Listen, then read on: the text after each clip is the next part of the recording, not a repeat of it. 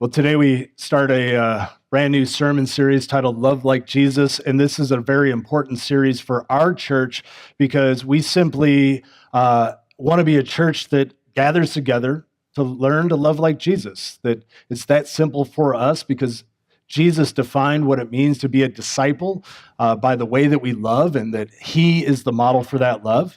And if you are brand new here today, or if you are new to Christianity and you're kind of wondering, what is it really all about? This is a great time to be here and get started with us, because we're going to make it real simple and we're going to go right to the point of what it's all about, which is it's about learning to love like Jesus. And here's what I think I know about each of you.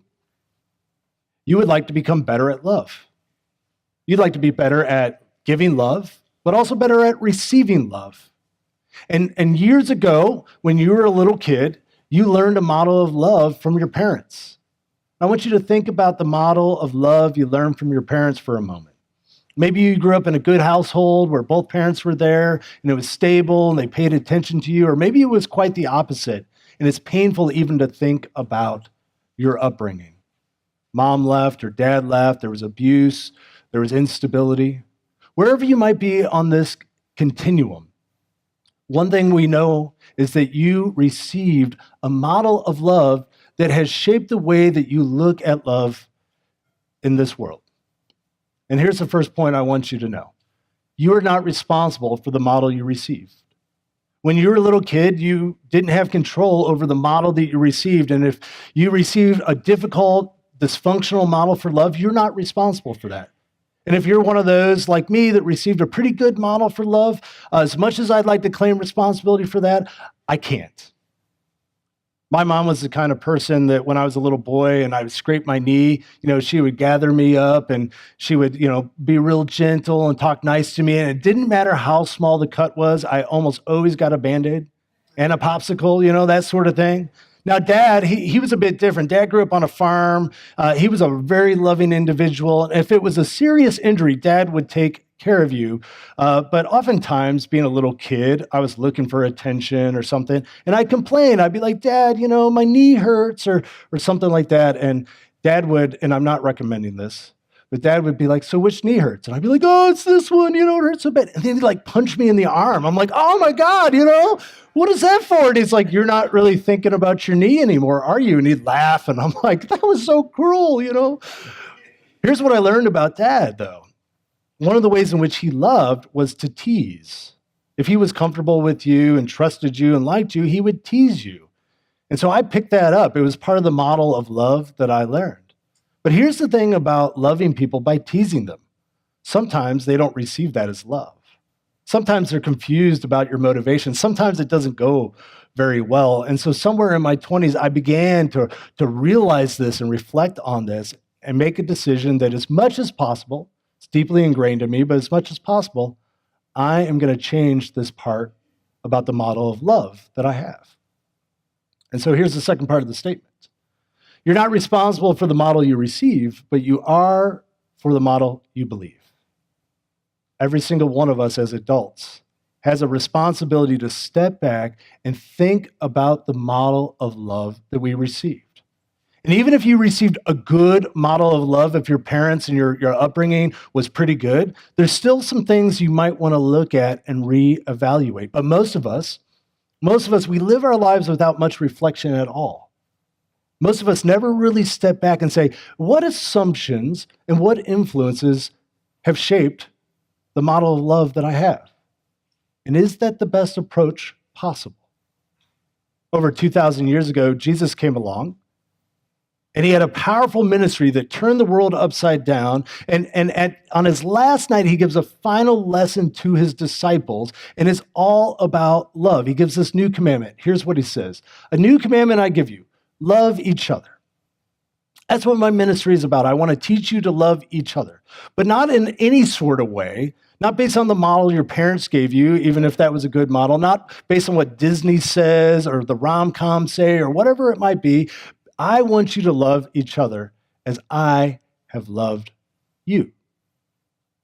To be a disciple of Jesus is to be somebody who's very intentional about reflecting on our model of love and trying to align it with the model that Jesus provides.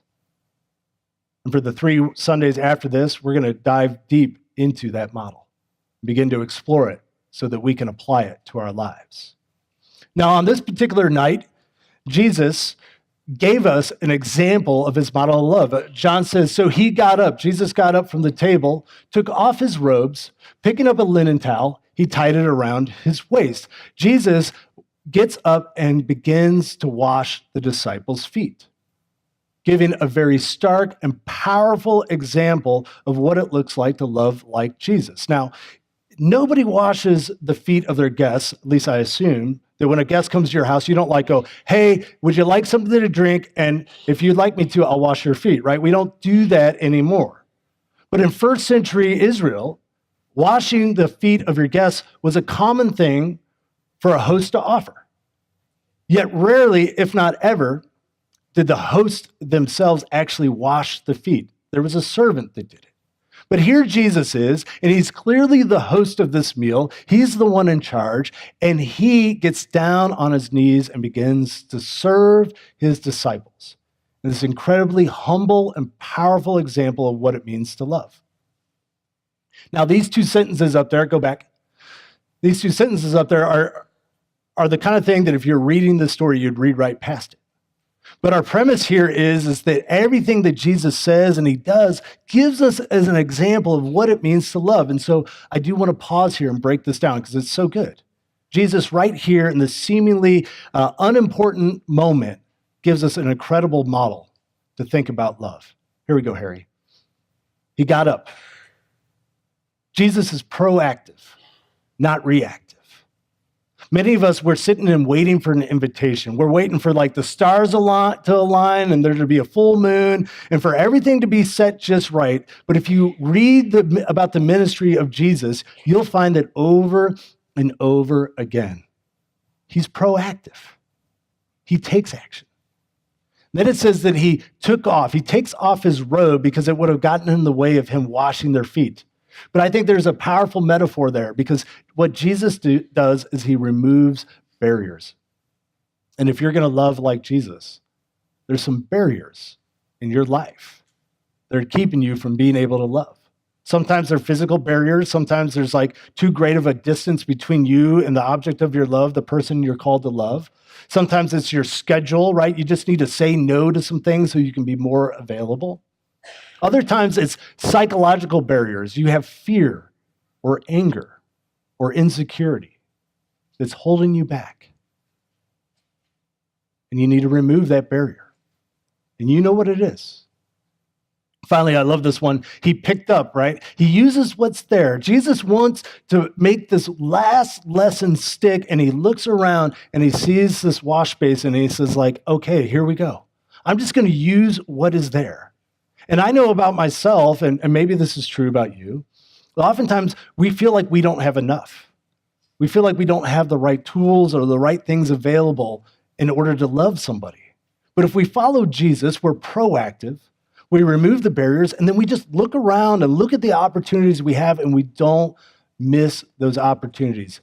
We use what is right there. Then he poured water into the wash basin. He began to wash the disciples' feet, drying them with the towel that he was wearing. Next slide. Peter said to him, Lord, are you going to wash my feet? No, you will never wash my feet. What in the world is Peter's problem?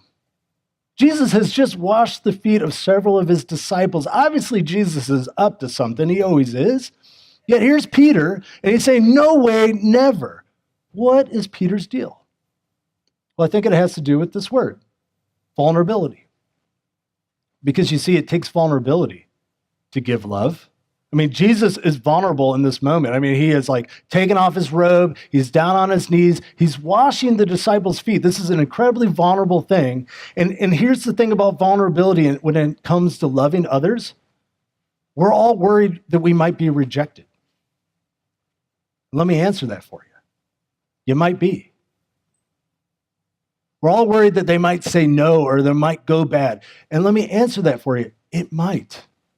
Because to really love somebody, you got to become vulnerable. That means that you are exposed and open to hurt. And here, Peter is rejecting Jesus' offer of love. But it also takes vulnerability to receive love. It takes vulnerability to receive love. Our hearts have to be open for it. And it's absolutely tragic when there's somebody where there's love all around them, yet they can't receive any of it. There's people that care, the people that would do things, that the heart is closed. And we're afraid in that scenario that if we open ourselves up and if people see us for who we really are, they might reject us. And again, they might. This is the real world. But if you're going to give love, you have to be vulnerable. And if you're going to receive love, you got to open yourself up to it. And it's scary. But that fear is one of those barriers that we would remove. Jesus concludes after he's all said and done. He says, I have given you an example, okay? It wasn't really about washing your feet. I'm here to teach you something. I gave you an example. Just as I have done, you also must do. You want to be my follower? You want to understand what it means to walk in the way that I lived in this world and to have the benefits and the blessings that come from that? To be free in that sort of way? Then do what I have done. Let your model of love be shaped by my actions and my words. Now, let me point something out here. He says, just as I have done, not just as I have felt. And this is a common misconception for most of us. And I learned this lesson so long ago that it almost seems like not a big deal. But when I learned it, it blew me away. Jesus defined love in terms of his actions, not his feelings. And most of us grow up and we believe that love is ultimately a feeling. And there's a feeling when it comes to love, but we get it mixed up. Because immature love, it does begin with feelings. Think back to when you were a teenager. You had strong feelings for that person, and so those feelings led to actions. But if you've gotten married or been in a relationship for any length of time, you realize that at some point, you move past what is called the infatuation stage, where you're driven by your feelings. And that is the moment where mature love has an opportunity, where actions come first. It is precisely in that moment where you're not feeling it, but you love anyways, that real mature love begins to form. And the good news is that a different set of feelings, maybe not as powerful or pleasurable as those immature love feelings, but different feelings of commitment and conviction come in. How can I feel love? Or how can I do love when I don't feel the love? I want to get you back engaged and have you say that with me, all right? Don't forget the air quotes, all right? Everybody, how can I do love when I don't feel the love? Yeah, right? How? And I'll tell you how. It has to do with the source of your love. It has to do with where your motivation comes from. Again, Jesus is the model. Here's what Jesus says about his motivation for loving his disciples. It's not because he thinks they're great or because he had a particularly good day. In fact, things are going pretty bad for him. He's about to get arrested and beaten. He knows this. Here's what he says. Here's the reason why Jesus would love his disciples. As a father loved me, I too love you. It's not based on his feelings. It's not based on their behavior or the things they would do, because they're about to reject him actually and abandon him. Rather, it is based on the love of God, or put it a different way, the source of Jesus' love for you is God's love for him. And right here is the major turning point. If you want to learn to love like Jesus, then you got to get the source correct. Because when the source is based on your feelings or the other person's behavior, then your love is going to be up and down, up and down, up and down, and it won't last very long. But when it's based on something that is eternal and stable and all-sufficient, then your love can be consistent and can get through and break through almost anything. Or to put it another way, the source of your love will determine the course of your love. And if your love is based on an unstable source, then your love will be unstable. And if your love is based on the behavior of others, sometimes you'll be loving and sometimes you won't. The source of your love will determine the course of your love. If you're struggling with giving love to others, if you're struggling receiving love, maybe you need to take a look at the source. Let me break this down for you a little bit more. So one source would be my feelings, and the other source would be the facts.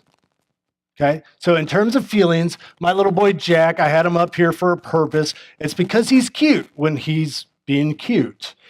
Other times he's like full of boogers and he's a pain in the butt. And when he's cute, if I'm based on my feelings, when he's cute, I will care for him. But when he's a pain in the butt, I don't want anything to do with him. When he's cute, I'm the father of the year. When he's a pain in the butt, if it was solely based on feelings, you should call the authorities on me. Right? The source of your love will determine the course of your love. But the fact is, and this is what I base my love for Jack on, he's my kid. He's my kid. It doesn't matter if he's being cute or not. I prefer cute, but he's my kid. And I will never, ever fail to attempt to love him. In other relationships, sometimes I feel respected. And if you respect me, I'll respect you, and it will go well. But you disrespect me, I'll disrespect you. That is, if the source of my love for you is based on feeling respected. But the other source could be this: the fact that I'm committed. When I enter into relationships with people, I get committed. And so if we have a bump or something in the relationship, maybe you're angry at me or I'm angry with you, it's going to be okay. We can talk about it because the source of my love is not my feelings. It's the fact that I make commitments. It's more stable than feelings. Or finally, they deserve it. Sometimes we base our love on our feeling that the person deserves it. And we fool ourselves because we think we know, but you really don't know. I mean, a small little example is the person that's asking for money at the traffic light. And you look at that person and you're like, you know what, they look reasonably healthy, so no. Or like I did the other day, this person, had not a peg leg, pardon me, a prosthetic leg, thank you, lost for words, right? Yeah, it wasn't a pirate, it was a person, okay? and he walks out with a prosthetic leg, and I'm like, oh, and so that right? Because in that moment, I'm like, well, this person deserves it more, but I don't know. Do I? No. I make assumptions. I have a feeling. So there's a far better source for your love. If you're a follower of Jesus, that is. We learned this a couple weeks ago. Is asking this question: what does love require?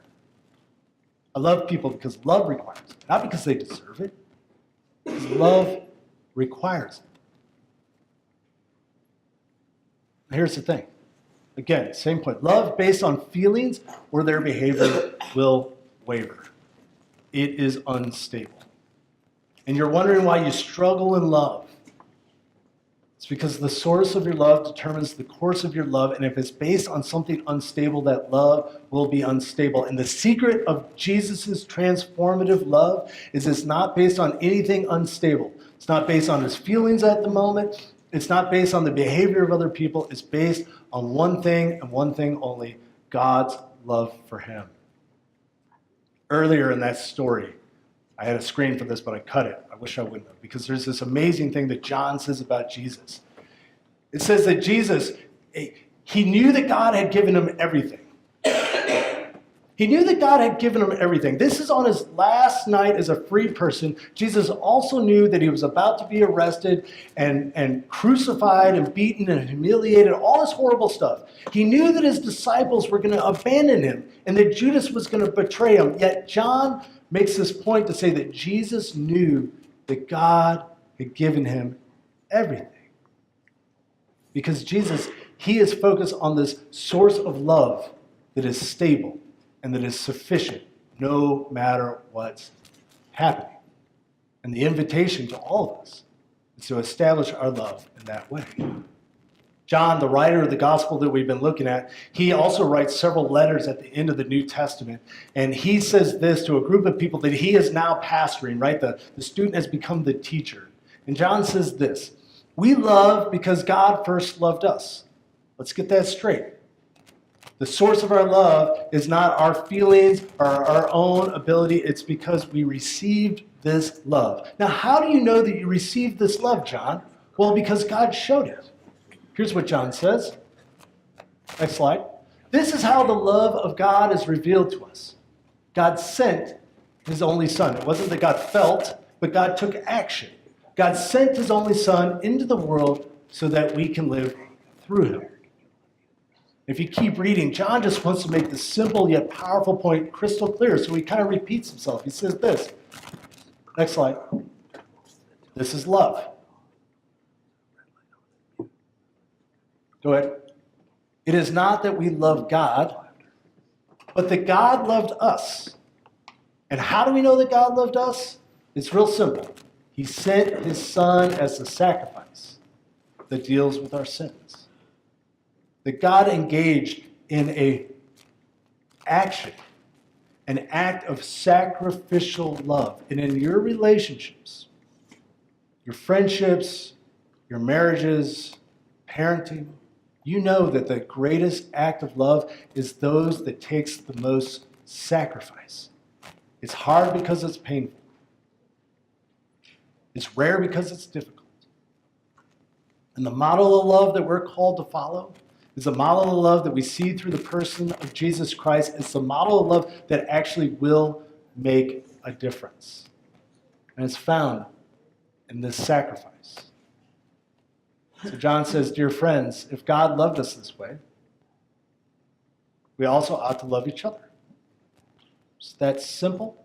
Simple is not the same as easy, but it is that simple. So I have a few questions for you. First one is, what is the model for your love?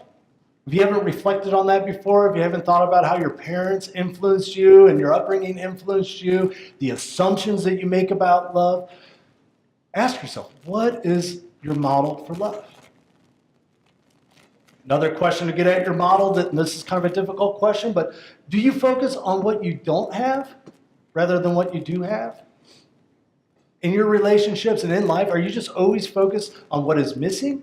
Or are you like Jesus, who uses what is there, who believes that he has everything given to him despite a good case being made that things aren't going well for him? Do you focus on what you do have, or are you just always focused on what you don't have? Do you wait for others, or do you take the initiative to love? Because Jesus, he's proactive in taking actions, and God was proactive through Jesus. And finally, what is the source of your love? What is the source of your love? When you really boil it down, you've got to determine the source of your love, because it determines the course of your love. And yeah, I made that rhyme intentionally so it gets stuck in your head. And you would think about this. What is the source of my love? And I suggest to you that you let the source of your love come from your Father above, that you set it on something far more stable than your feelings or the behaviors of others or your ability to judge whether people are worthy or not, or all these other things that we attempt to establish our love on. The secret that Jesus has and makes clear, the motivation, the drive, the thing that allowed the church to grow despite great persecution against all odds, is the source of their love. Was established on something rock solid and always sufficient. What I hope for you is that after this, you will go out and you'll have an opportunity to love somebody. Not with feelings, but with action. And you'll know it because it will probably require a sacrifice. And instead of thinking about whether you feel like loving them or whether they deserve it, what I want you to do is say this in your head. This has nothing to do with this person. I'm going to love them, but it has nothing to do with them. That's not the motivation. The reason I'm going to love this person is because God first loved me. The source of my love is something far greater, far more compelling.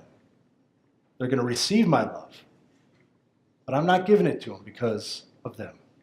I'm giving it to them because of what God did for me. Let us pray. Lord, it is a transformative moment when we accept your invitation. And each one of us has to do that as individuals. And we thank you for the invitation to believe in the good news that you have loved us despite what we may have done or haven't done. For you know us completely. And yes, Lord, it actually takes vulnerability to receive your love, to open ourselves all the way for what you intend to give us. So I pray for each person here that they would trust you a little more today, to let the good news of your sufficient, all-sufficient love be welcomed into their hearts, so that their love in this world might reflect the love of your Son, Jesus. In his name we pray.